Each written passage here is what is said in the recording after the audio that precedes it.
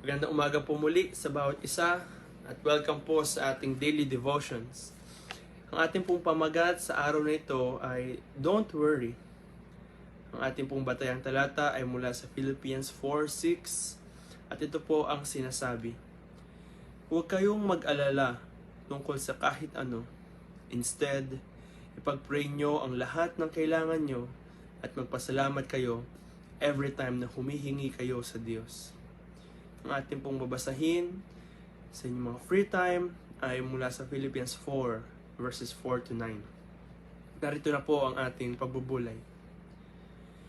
Ibang klase ang harm na dulot ng pag-aalala.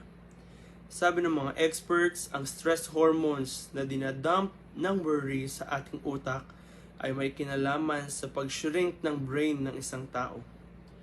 Worry din ang isa sa mga dahilan kung bakit marami ang nagkakasakit kasi may kakayahan itong mag-interfere sa sleeping and eating habits ng isang tao. Nervous breakdowns, mental health issues, at anxiety attacks are common disorders na linked sa sobrang pag-worry. Kaya naman, nire-remind tayo ng Bible that we need to stop worrying. Kasi naman, puro negatibo ang dulot nito at wala itong magandang fruit sa ating buhay. Nakakapagod, nakakasakit, at yes, nakakamatay din ang pag-worry. So bakit nga ba nakakataas ng blood pressure ang pag-aalala? Allow me to share some things about worry. Worry makes you meditate sa worst case scenario. Tinatanggal ng worry si Lord sa picture ng buhay, sa mga pinagdadaanan, sa future, at sa lahat ng concerns. Laging wala si Lord sa istorya.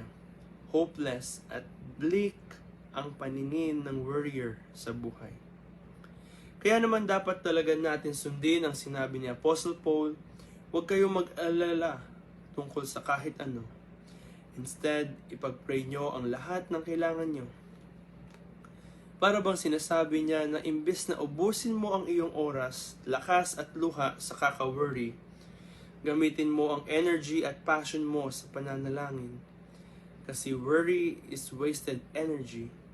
Wala itong magandang bunga. So instead of worrying, manalangin ka. Magkaka-peace ka na, mareremind ka pa kung gaano kalaki ang Diyos na kayang baguhin ang mga sitwasyon sa buhay natin. Tayo po ay manalangin. Lord, salamat po for reminding me today na hindi ko kailangan mag-worry. Alam niyo ang aking kwento, alam niyo ang aking pinagdadaanan. Tulungan niyo ako mag-focus at magtiwala sa inyo. In Jesus' name, Amen.